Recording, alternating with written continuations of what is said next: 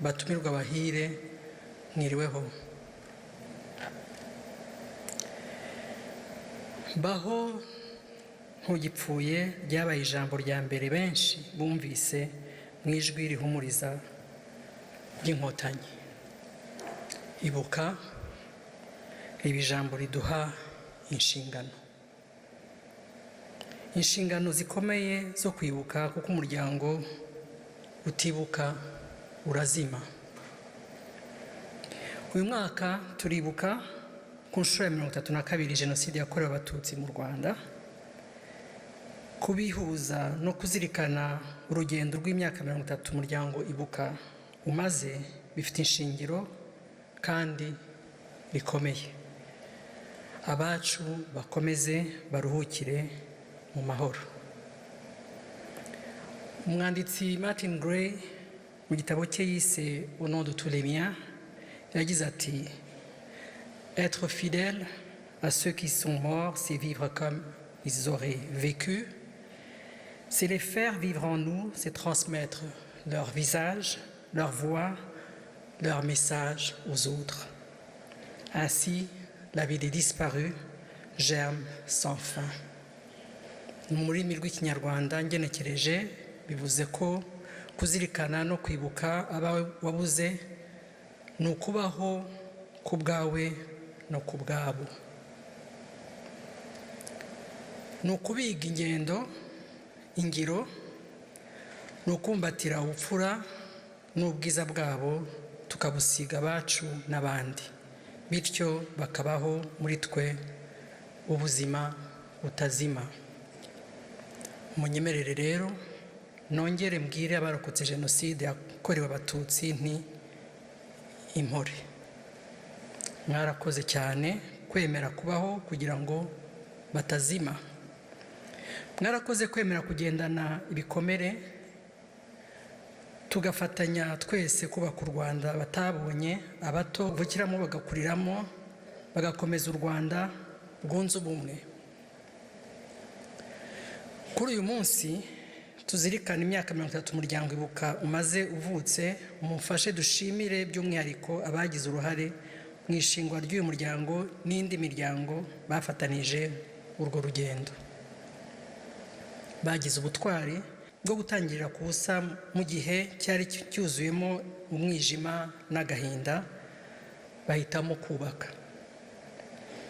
Ndashimira kandi Abanyarwanda muri rusange bakomeje gufatanyiriza hamwe mu kuwuherekeza, bawuha ijwi n'imbaraga, bawushyigikira mu rugamba rukomeye rwo kurinda no gusigasira amateka ya Jenoside yakorewe Abatutsi kugira ngo atazigera yibagirana.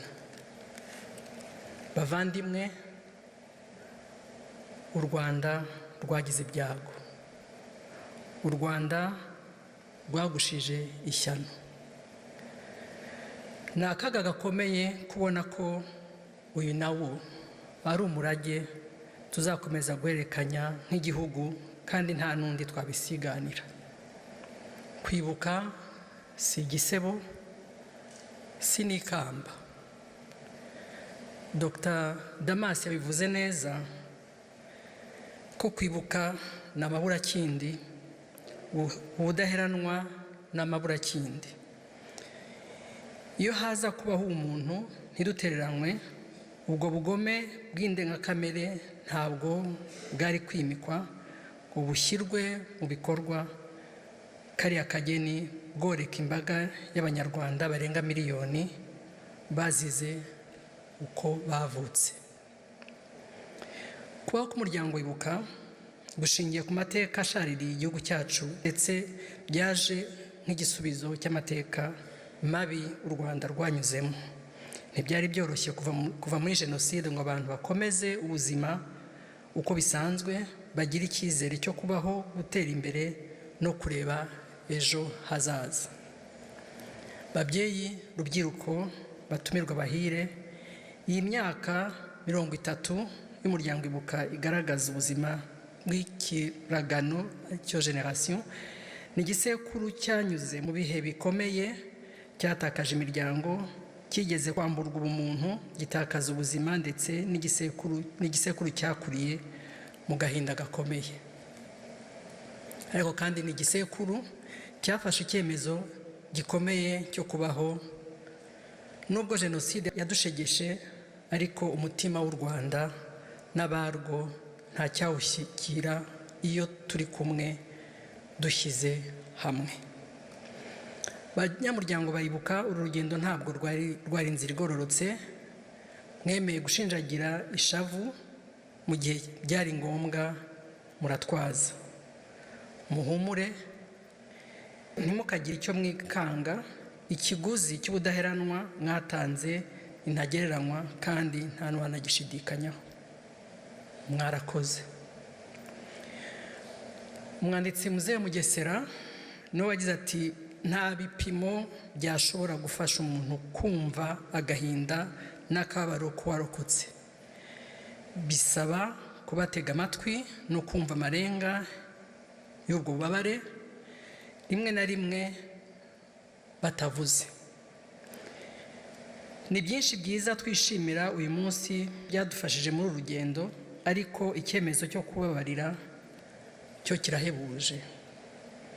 Gutanga cyangwa kugira imbabazi ntabwo ari intege nke, ni imbaraga zikomeye z'umutima, n'ubutwari bwo kwanga, guhera ku ngoyi y'urwango ruhoraho rubyara inzika. Banyamuryango bayibuka, batumirwa bahire, imyaka 30 iha umuntu umusingi ukomeye wo kubaka ngo no kwagura intego yihaye.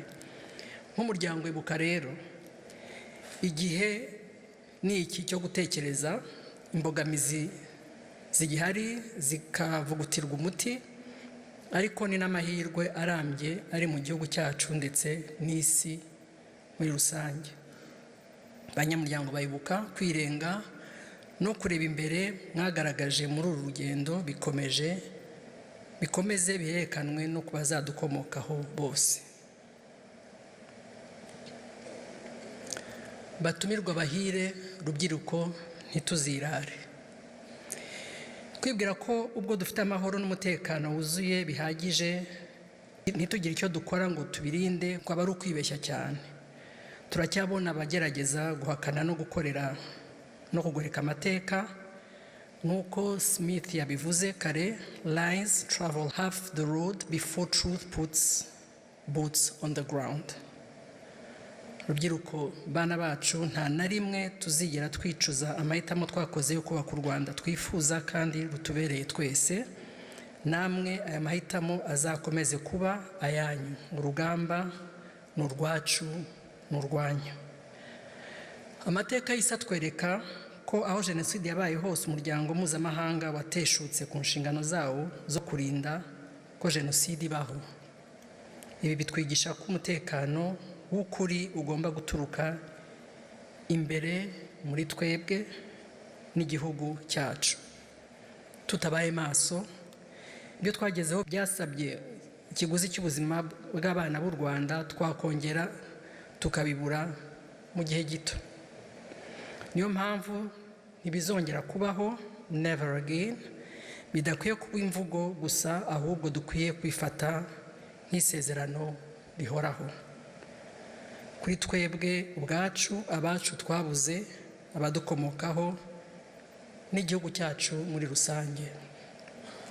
Munyemerere nongere mbasabe kwiyemeza no kwemera